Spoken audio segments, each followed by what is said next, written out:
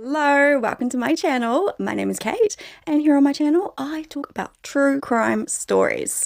Please remember to show your support by liking this video, subscribing to my channel, and hitting that notification bell so that you never miss out on any of my future videos or podcasts, because I do podcasts as well. I'm on Spotify. Go find me, Kate Sharon True Crime.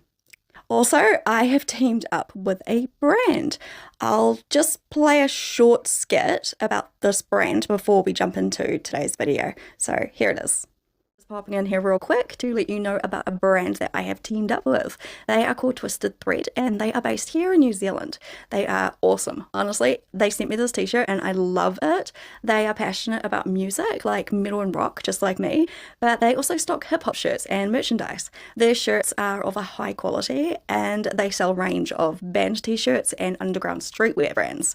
And unlike a lot of other companies who, they sell cheap knockoffs, these guys completely authentic, and it really does show in the quality of their prints, like the t-shirt I am wearing.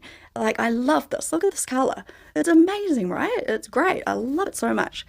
Best part, I've got a 10% discount for my Kiwi viewers. There you go. You're welcome, guys. Just use my promo code KateSharon_True Crime at checkout. Welcome back. Thank you so much for being here with me. Make sure to get cozy, grab a snack, and let's dive into another true crime story. Today's story has a warning, so please only do continue with this video if you are in a good headspace, because this story is absolutely horrible. I am so upset by this story, like, actually, and you feel like you don't get closure at the end. So if you can handle that, continue, but if you can't, then click out, come back another time. So let's jump in. Joshua Powell. He was born on January the 20th, 1976 in Washington. His parents were Stephen and Terica. He grew up with two brothers. They were Michael and John. And he also had two sisters. They were Jennifer and Elena.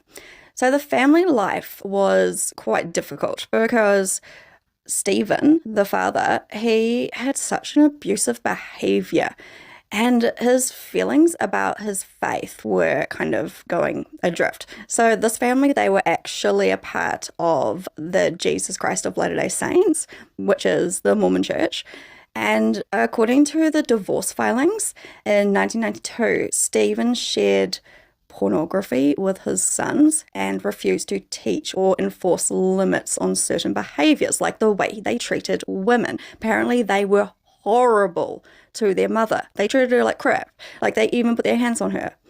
So as a teenager, Joshua, he was displaying troubling behavior, and he reportedly harmed his sister's pet gerbils.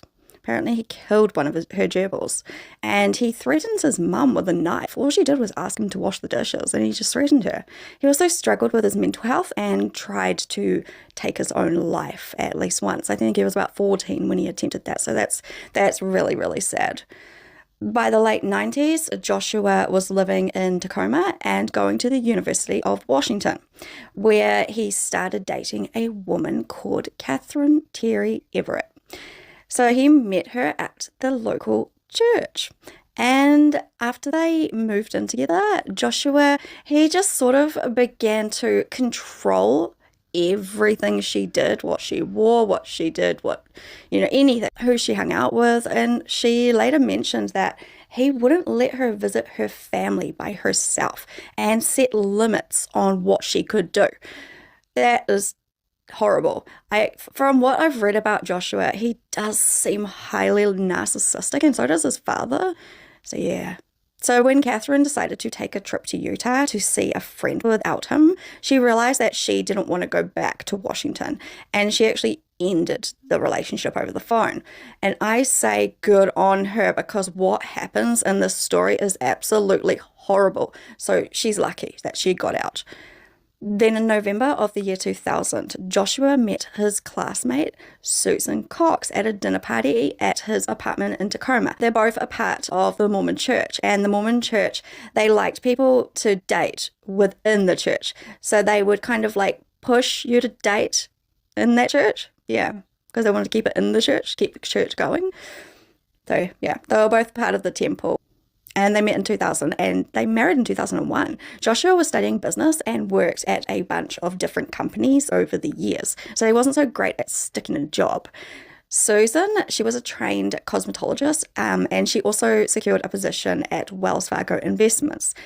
So she was the main breadwinner in this family. She was the one who had the continuous job, not him.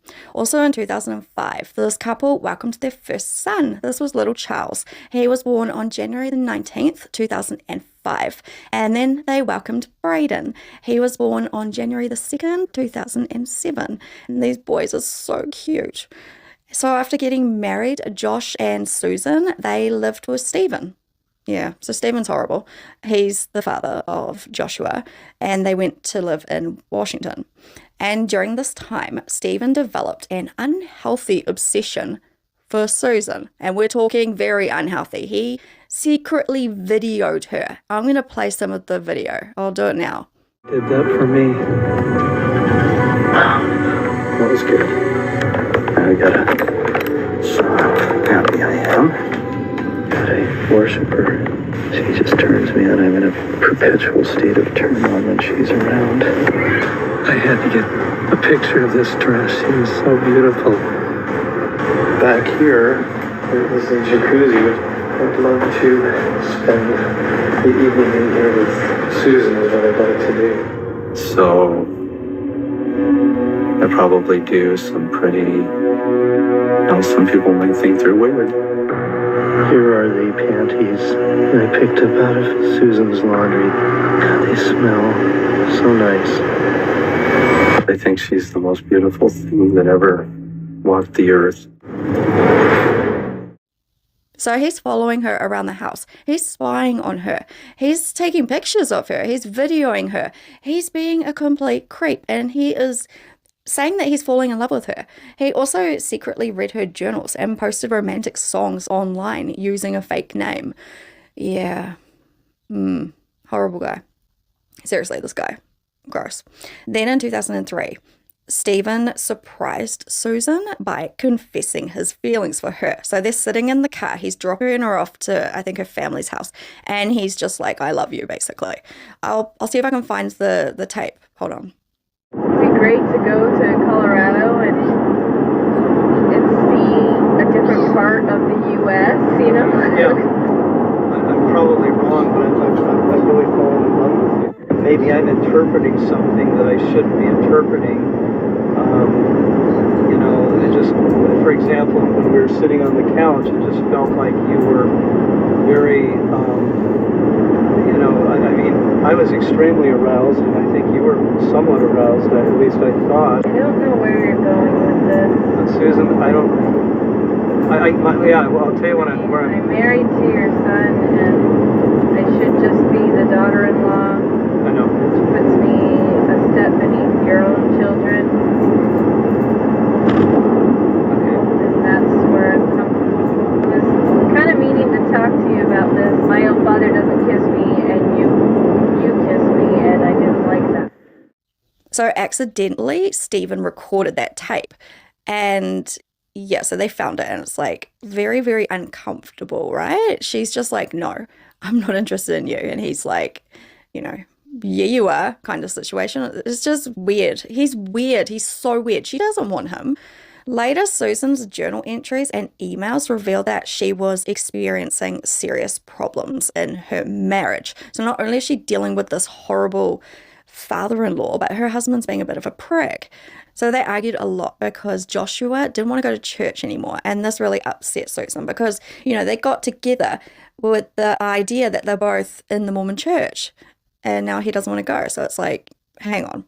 And also, Joshua started hanging out with his dad a lot, which annoyed her because he was spending more time with him and not her. So Joshua was really controlling, and he had a tendency to spend money extravagantly. He got this family into some pretty serious debt. In 2007, Joshua filed for bankruptcy, actually. He claimed that he had over $200,000 in debt at such a young age. And in July of 2008, Susan filmed a video showing damage to their property that she believed Joshua was responsible for. She also wrote a secret will that included alarming statements. So in this will, it said, "It's important to note that our marriage is in great turmoil, and if I die, it may not be an accident, even if it looks like one." How terrifying is that? She saw it coming. This is me, July 29th, 2008. It is 12:33 Mountain Time. Covering all my bases, making sure that if something happens to me or my family or all of us, that our assets are documented. Hope everything works out and we're all happy and live happily ever after as much as that's possible. Charlie, say hi.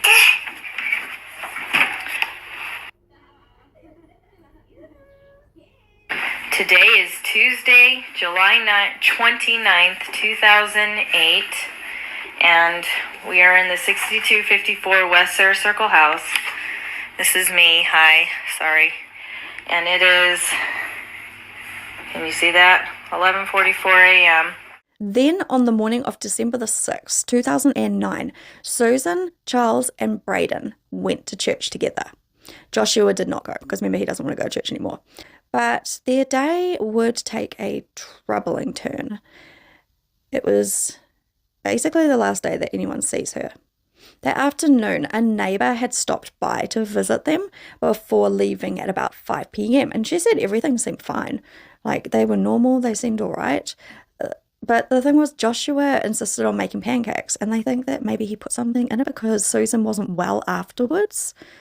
Yeah. So apparently she was really, ill after eating these pancakes, and he didn't usually cook, so it was strange. So the following day, on December the 7th, worry began to mount, and relatives reported that the entire Powell family were actually missing. So they just vanished. Like, where are they? The kids, the parents, they're all gone.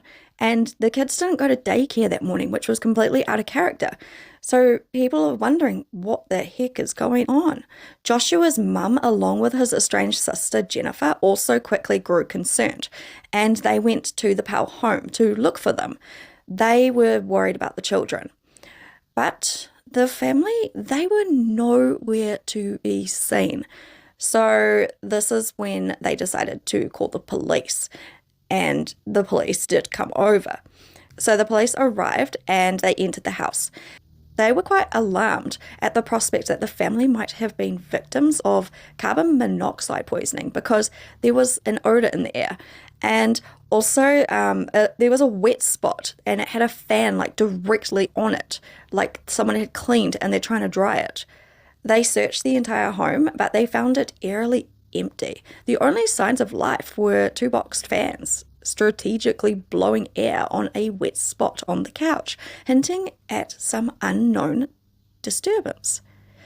What the heck was going on? Where was this family?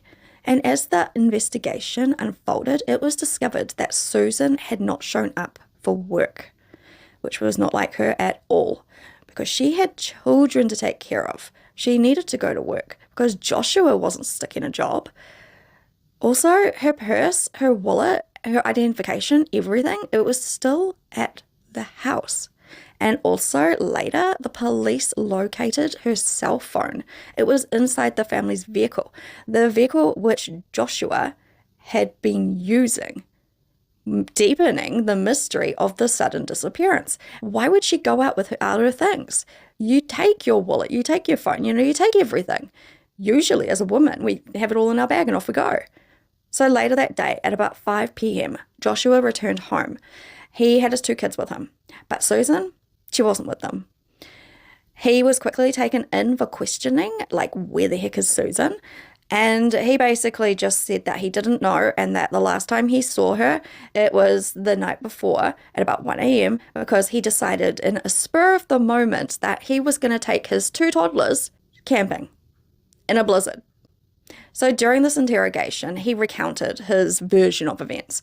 He claimed that he had left Susan peacefully sleeping at their home and went off camping. Well, here's the thing. Kids are very honest. That's one thing I've learned in the years of doing this job. That when kids talk to us, we'll listen because they're honest. And they never lie. They don't make things up. So if they're saying they were with you, they were with you. Okay? I mean, she was with you. So I have to believe the kids. So now it's going to be up to you if you want to help us find her and help us get to the bottom of what really happened here. That's what we're here for, okay? We're going to find out either way, with your help or without your help. I honestly don't need your help. I feel confident enough in my investigation and his investigation and everybody else involved. We have great detectives in this department that will find out what happened. We'll get to the bottom of this with your help or without your help. So I want to give you the opportunity to help us and tell us what really happened. Because you're the only one that knows. Nothing that happened. She was not with us. And if my kids said that... So your kids lie then? Do your kids lie? Sometimes they do.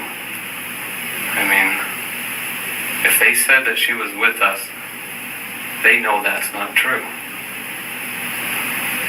So if they said that she was with us, then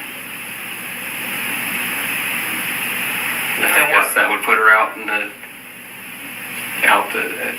Pony Express. Okay, and that's my concern. That's our concern. It is cold outside. And if there's any way we can help her, we can help her right now if you help us out. No, she was not with us. I didn't leave her at the Pony Express. I didn't just take her out and drop her off or even do anything.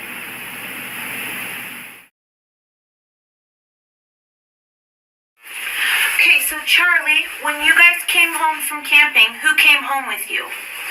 My dad And? and my mom stayed at Dinosaur National Park. Your mom stayed there? Yeah.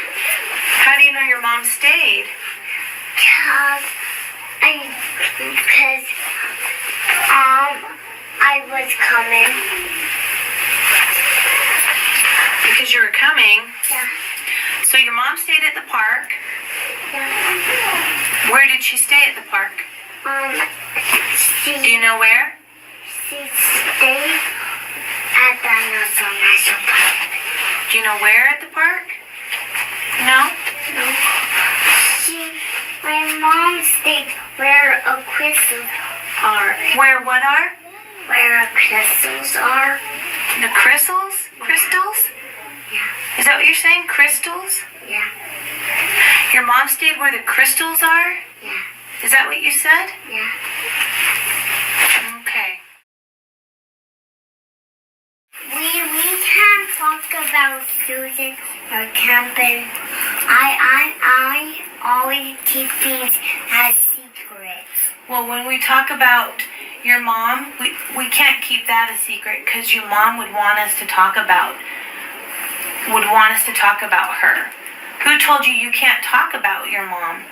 No, I guess my brain told me. Your brain told you that? Well, your brain needs to tell you that it's okay to talk about your mom because we want to find your mom.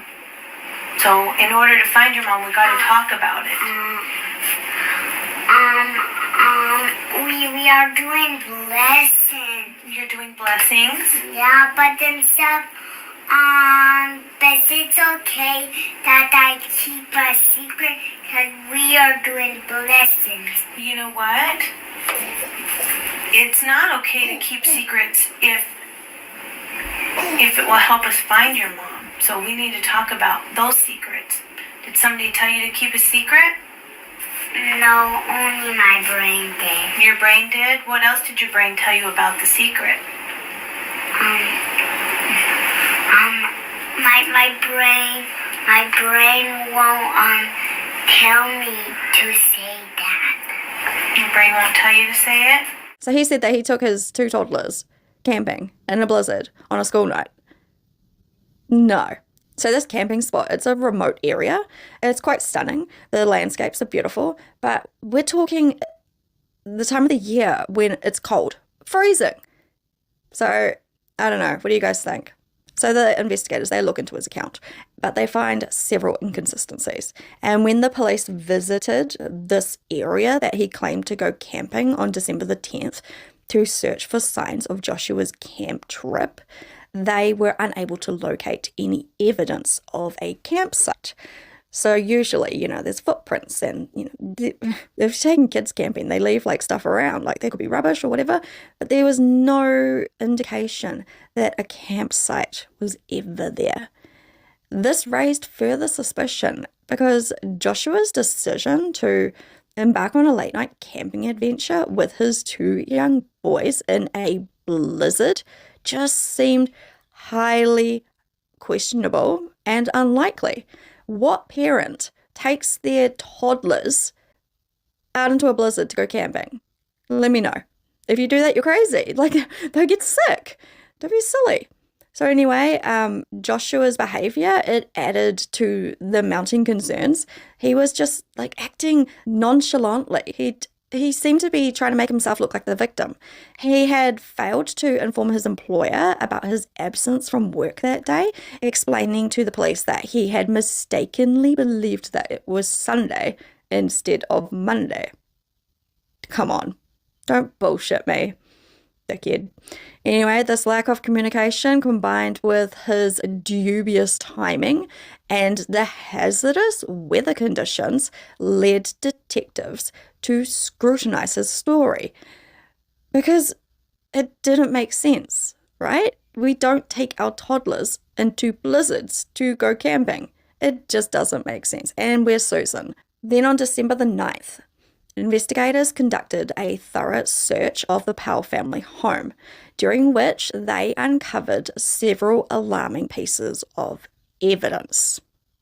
So they actually noticed there were spots of blood on the floor, raising serious concerns about what may have happened. And additionally, they discovered multiple life insurance policies that were taken out on Susan, and they amounted to a staggering total of $1.5 million. And remember, this guy's in debt. He probably wants the money. He never gets it, just saying.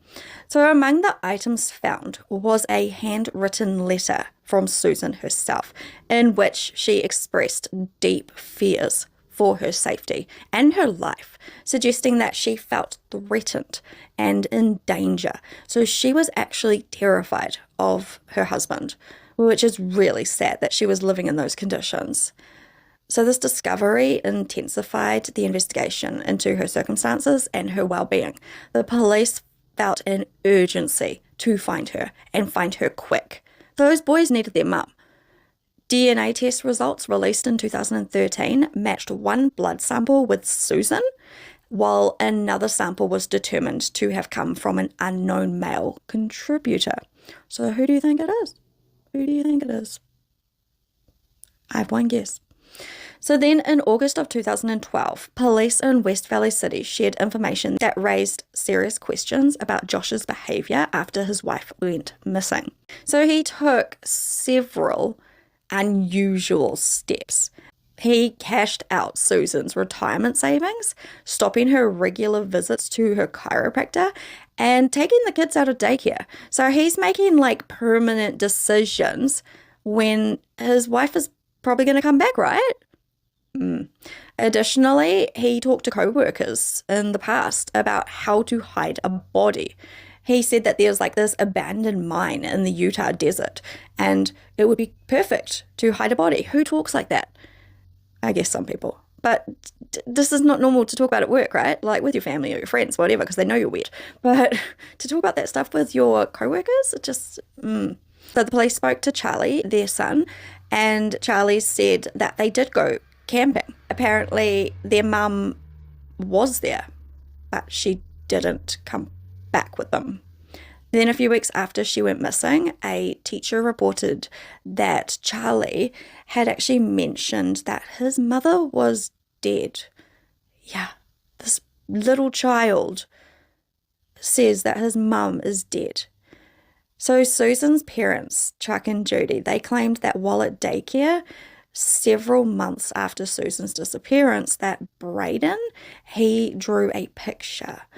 And it was of a van, and it had 3 people inside it. And he said it was his dad, him, and his brother Charlie. And then they were like, oh, where's Mummy? And he said, Mummy's in the trunk. That's right. This poor child must have been so confused about what was going on. But also, a child this young wouldn't just say, Mummy was in the trunk, right? If Mummy wasn't in the trunk. I've got a 3-year-old, and I feel like he wouldn't just say that randomly unless I was in the trunk.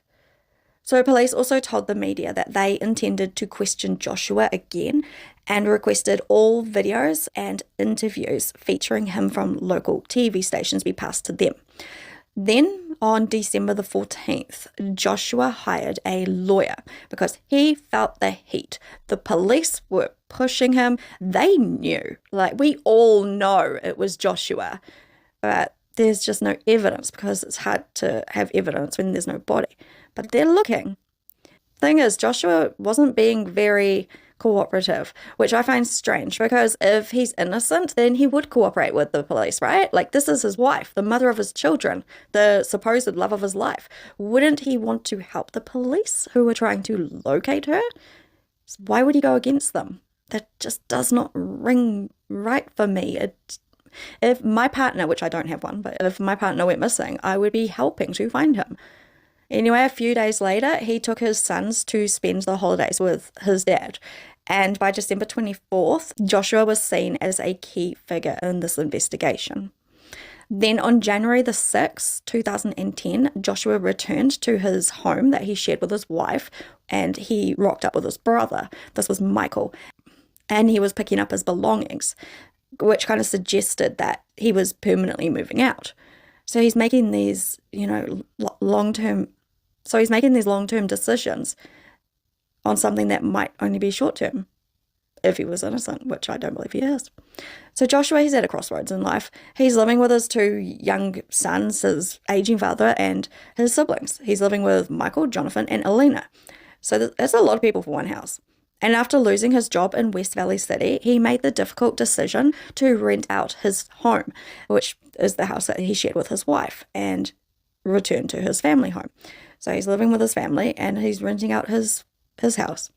Also, a website was set up around this time, and it was dubbed the official website of Susan Powell, which served as a platform for anonymous posts defending Joshua, basically. So it was basically just like Joshua and his family making him look good when we all know he's not. These posts portrayed him as a victim of unfair accusations by Susan's family, his sister Jennifer, and his church. So apparently the church was against him. So as 2010 came to an end, Joshua and his dad, Stephen, they made some bold claims. They stated that Susan had left her family to escape her mental health. Okay. Apparently she had bad mental health and possibly she started a new life with another man, because there was another man that went missing at around the same time and they're saying, oh yeah, she went with him. No. Anyone who truly knew her said that she would never leave her boys. This woman adored her children. She wasn't just going to up and leave. Something has happened to her, but we don't know where she is. If she was going to leave Joshua, she would definitely actually take her kids. Susan's family strongly opposed to the claims that these 2 dickheads made, arguing that there was no real evidence to support the idea that Susan had willingly left, and they insisted that her disappearance was filled with uncertainty, and they were very, very concerned. Time was ticking by, and she still had not been found. These children are missing their mother. Where is she? Then investigators began looking closely at Stephen because a family friend had revealed that he had an obsession with Susan, who is his son's wife. How creepy is that shit. And he has a gross obsession. He like looks at pictures and videos of her and plays with himself, and he is disgusting, and I don't like him one little bit. So he's taking pictures and videos of her without her knowing, and he's just been a total creep. And some of these pictures, you know, they're nudes because he would spy on her, doing things like changing her clothes or showering. He is a total and utter creep. The police also started to examine Michael after they discovered that he had actually sold his vehicle. So apparently he damaged his vehicle. It was a Ford Taurus, and he sold it to a junkyard in Oregon just after Susan went missing. Sounds very dodgy. Police found the car, and a cadaver dog actually indicated that decomposing human remains had been inside the trunk. So just what the little boy said, right? The little boy said, Mummy was in the trunk. These poor kids, seriously, they just want their mum.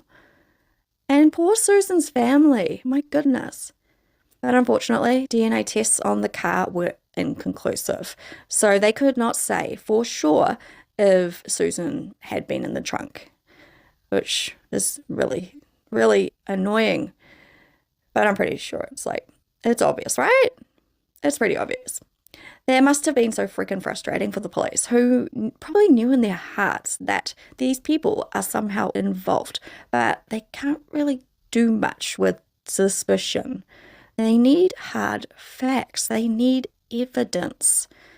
Then on September the 14th of 2011, Utah authorities discovered a possible gravesite while they were searching Topaz Mountain, which is a desert area in Utah. This was an area that Joshua would visit quite often for camping trips and walks and stuff. So he knew the area very well, and they found some dirt that looked like it had been disturbed. It was obvious that somebody had been digging. There was like shoveling, you know, that's happened there, you could tell. And also the police said that they had located human remains when they hadn't yet. They said that the cadaver dog indicated that there were human remains, but when they got there, there weren't. So it's like, oh, you probably shouldn't have said anything, you know, because imagine how Susan's family would have felt. It's like, oh, they found remains, maybe it's Susan, and then to find out, no, there's nothing actually there, which is a big mistake. They should have just kept their mouth shut. They were asked later why they did that. You got to confirm it first. You can't just say that there's human remains if you haven't seen it with your eyes. Authorities only said that they were following a scent that was detected by the sniffer dogs. It's not an excuse, you know?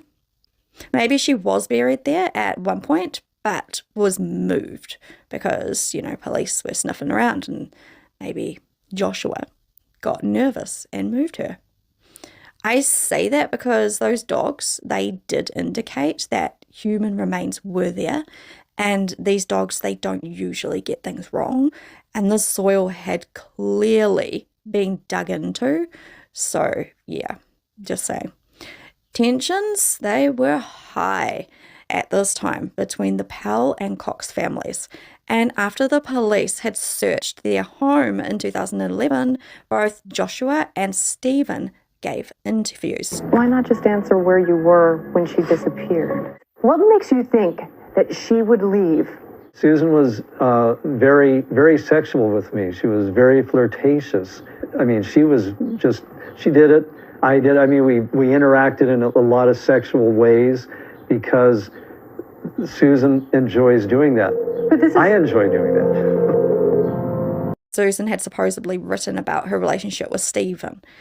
What a load of crap. Seriously, she did not want Stephen. Stephen is just creepy old dude, and ugh. So Stephen claimed that he and Susan were developing feelings for each other before she went missing, which is something that I do not believe for a second, and I'm sure you guys have clicked on that I don't believe it. No way. These guys, they are clutching at straws, and it is really weird that Joshua is okay with his father, considering his dad was so creepy with his wife. It's like, no. They're basically running around talking shit about this woman who I believe is deceased and can't defend herself. It just pisses me right off. So, in response to this, a judge issued a court order preventing Joshua and Stephen from sharing any information from Susan's journals because, I reckon that they're writing it themselves. The order also required them to either return or destroy any copies that they had already made public. Who the hell does that though? Like, takes their wife's journal and makes it public, right? I don't believe Susan wrote about any sort of romantic relationship with Stephen. What I believe is one of these men wrote in these journals and tried to convince the media that the journals were written by Susan. And the media, being the media, they would have eaten that right up because they love a scandal. Right? Possibly. Maybe. So then, on September 22nd, that's a good day, that's my birthday, Stephen was actually arrested. So he was arrested on charges of voyeurism and, I can't say that word, and I'm going to write the word because I can't say it. So they found like tapes and stuff. He secretly taped little girls and women and apparently Josh was also under investigation for this, so that's really, really, really creepy. Then in the aftermath of Stephen's arrest, Susan's dad took legal action by filing for custody of the two little boys, and this prompted a Washington court to evaluate the situation, ultimately granting Susan's dad temporary custody of the little boys. Thank goodness, get them away from their father. They deserve so much better. So the court made it clear that in order for Joshua to regain custody, he would need to move out of his dad's house because his dad is a I can't say the word. And Josh was like, okay. So apparently he moved into a rental property in South Hill. However, authorities later raised concerns alleging that he had not actually moved to that house. Instead, they claimed that he merely created the illusion of following the court's instructions while secretly continuing to live at his dad's house. Like, does he care about his sons at all? All you have to do is move out. Your dad is a creep. You can't have kids around him. This situation raised serious questions about Joshua's commitment to complying with the court's ruling and the well-being of his children. It's about the kids and Susan. He needs to do what he's told. Then in late September of 2011, Jennifer Graves publicly shared her belief that her brother Joshua was involved in the disappearance of his wife. So his own sister believes that he has done something to his wife. Another sister, Elena, also had doubts about him at first, but she later changed her mind, feeling that Joshua had been unfairly treated. I don't believe he's been unfairly treated. It is so freaking obvious, especially with what goes on to happen, that he did this. We will get there.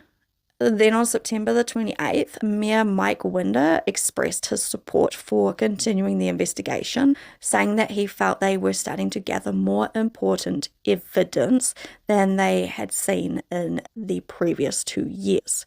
So apparently they had actually forked out quite a lot of money to keep this case open, and he's like, no, we need to keep going. We need to bring her home. They believed that they were making progress. Then in late 2011, Joshua had to go through some evaluations that were ordered by the court in Washington. And it was found that he was apparently a good dad, and apparently he had a steady job, no criminal record, and hadn't been involved in any domestic violence. But there were some red flags, like the current missing persons case with his wife does not look good. It was mentioned that there were still criminal investigations happening and that Joshua struggled to admit to his own faults. So when anything was brought up that he had done, he'd be like, it's someone else's fault. Total narcissist. And that he could be pretty controlling with his kids. Yeah. Plus, he seemed to be overly defensive and paranoid, probably because of all the attention from the police and the media, along with some of, those narcissistic traits. They don't help. He does have narcissistic traits, I'm just saying. Like, Susan put the kids to bed, and he would get the kids up, like, completely going against her. So the court decided that Joshua could see his sons a few times a week, but those visits would be supervised by a social worker. So he's very lucky. Then in the last week of January 2012, West Valley City Police discovered about 400 images of simulated child, I can't say the word. There was bestiality and incest on a computer seized from the Powell family home. God, horrible, gross. Also, Utah authorities accused Joshua of having viewed these images. So apparently it was Stevens. It was like in cartoon form or something. The images, they weren't deemed illegal because, they're hand-drawn or they're in 3D format. But it was cause for great concern, particularly given that Joshua's earlier denial of possessing any such material, And he's got these kids. What the heck's going on? So Joshua had to receive a psychosexual evaluation and he had to do a polygraph test.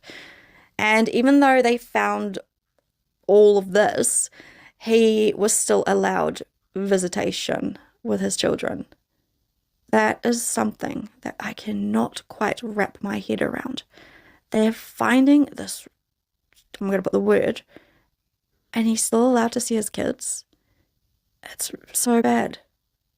Then Joshua's brother Michael created a Google Sites page that accused Susan's parents of abusing and neglecting the kids. They loved the kids. They adored the kids. They were their daughter's children. They loved them.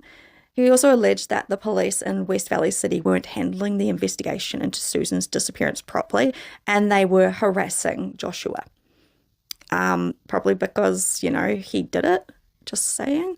I reckon, Josh and his brother were involved somehow.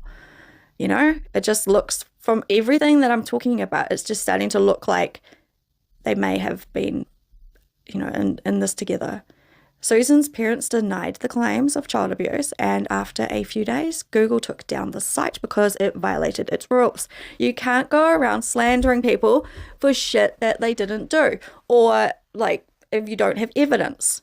It seems to me that these people are trying to put blame on Susan and now her family in an attempt to dig themselves out of a situation that they've got themselves into, take the heat off.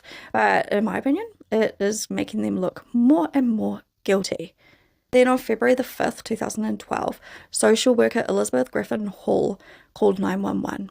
So she'd just taken Charlie and Braden to a supervised visit with their father. Yeah, so the social worker was supposed to monitor the visit. Like the court said, they need the social worker to watch.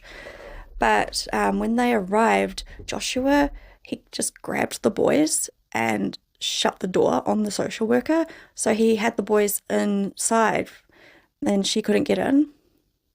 So this next part is horrendous. So please only continue if you're in a good headspace, because this is going to be so freaking hard to say. All right, here we go. So soon after Joshua had pulled his kids into the house, it exploded. And Joshua and his two little boys lost their lives. That's right. He killed his kids. How heartbreaking is this story? Those poor little boys, they lost their lives because their dad is a complete psycho. Why did he have to take their lives? Why couldn't he have just taken his own life and left them the heck alone? I don't understand. Clearly a narcissistic monster. I don't understand how a parent can do this. Hey, I'm on a supervised visitation for a court-ordered visit, and something really weird has happened. The kids went into the house, and the parent, the biological parent, whose name is Josh Powell, will not let me in the door. What should I do? What's the address? It's 8119, and I think it's 89th. I don't know what the address is. Okay, that's pretty important for me to know. I'm sorry, I can't. Just a minute. Let me get in my car and see if I can find it. Nothing like this has ever happened before at these visitations, so I'm really shocked. And I could hear one of the kids crying, but he still wouldn't let me in. Okay, it is one. Oh, just a minute. I have it here. You can't find me by GPS? No.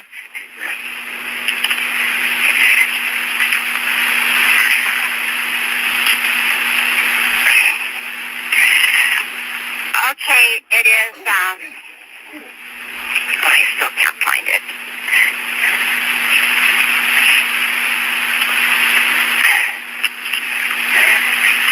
But I think I need help right away. He's on a very short lease with CSHS, and CPS has been involved. And this is the craziest thing. He looked right at me and closed the door. Are you there? Yes, ma'am. I'm just waiting to know where you are. Okay. It's 8119 189th Street, Court East, Puyallup, 98375. And I'd like to pull out of the driveway because I smell gasoline and he won't let me in. You want to pull out of the driveway because you smell gasoline, but he won't let you... He won't let me in. He won't let you out of the driveway? He won't let me in the house. Whose house is He's got the it? kids in the house and he won't let me in. It's a supervised visit. I understand. Whose house is it? Josh Powell. Okay, so you don't live there, right? No, I don't. No, I'm contracted to the state to provide supervised visitation. I see. Okay. And who is there to exercise their visitation? I am. And the visit is with Josh Powell. And who supervises? And he is the husband that I supervise. So you supervise and you're doing the visit? Yeah, I supervise yourself? I supervise myself. I'm the supervisor here. Wait a minute. If it's a supervised visit, you can't supervise yourself. If you're the visitor. I do supervise myself. I'm the supervisor for the supervised visit. Okay, well, aren't you the one making the visit? Or is there another parent that you're supervising? No, I'm the one that supervises. I pick up the kids at their grandparents. Yes. And then who visits with the children? Josh Powell. Okay, so you're supposed to be there to supervise Josh Powell's visit with the children. Yes, that's correct. And how did... And he's the husband of missing Susan Powell. This is a high-profile case. How did he gain access to the children before you got there? I was one step in back of them. Okay, so they went into the house and then he locked you out. Yes, he shut the door right in my face. All right, now it's clear. Your last name? My name is Elizabeth Griffin Hall. Griffin Hall is hyphenated? Yes. And what agency are you with? Foster Care Resource Network. And the kids have been in there by now approximately 10 minutes. And he knows this is a supervised visit. 2. Braden is 5 and Charlie is 7.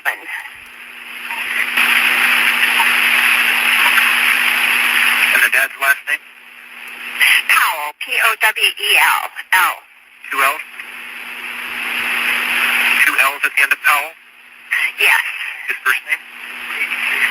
His first name is Josh. Black, white, Asian, Hispanic, Native? He's white. Date of birth? I don't know. He's about 39. How tall? 5'10", 150 pounds. Hair color? Oh my god, Brown. this dispatcher is Did infuriating. you notice what he was wearing? No, I didn't notice what he was wearing. Is he alone? Oh my Then, or is god, anybody... just I don't know. send the I police. couldn't get in the house. Are you in a vehicle now or on foot? I'm in a vehicle. I'm in a Prius, a 2010 Prius. What color With is the doors locked. But he hasn't opened the door. Ma'am, I rang the careful. doorbell and everything. What color I is he? begged him to let me in. If that dispatcher hadn't have gone on and on like a complete fool, those children could have been saved. He is infuriating. I'm just saying. Elizabeth, please listen to my questions. What color is the Toyota Prius? Gray, dark gray. And the license number? I don't know. I can look. All right, we'll have somebody look for you there. Okay, how long will it be? I don't know, ma'am. They have to respond to emergency, life-threatening situations first. The first available deputy... Well, This is a life-threatening situation. Oh my God, this dispatcher, he needs to lose his job. I hope he did. This is absolutely ridiculous. There are 2 little boys inside that house that are about to lose their lives, and he has still not sent the police. This is disgusting. It'd be life-threatening. He went to court on Wednesday, and he didn't get his kids back. And this is really... I'm afraid for their lives. Okay, has he threatened the lives of the children previously? I have no idea. All right, we'll have the first available deputy contact you. Thank you. Bye. Ma'am, were you calling about the fire in the 8200 block of 188th Street? Yes, the house. He blew up the house and the kids. He didn't ever leave the house. He just opened the door. The kids were one step ahead of me. They're 5 and 7. They were one step ahead of me, and he slammed the door in my face. And you think he might have done this intentionally? Yes. Fire, there's a house on fire explosion. The house just blew up and it's on fire. Firefighters take just 3 minutes to arrive. At nearly the same time, Powell's sister Alina is also calling 911, terrified. She's just received his final voicemail. I am not able to live without my son.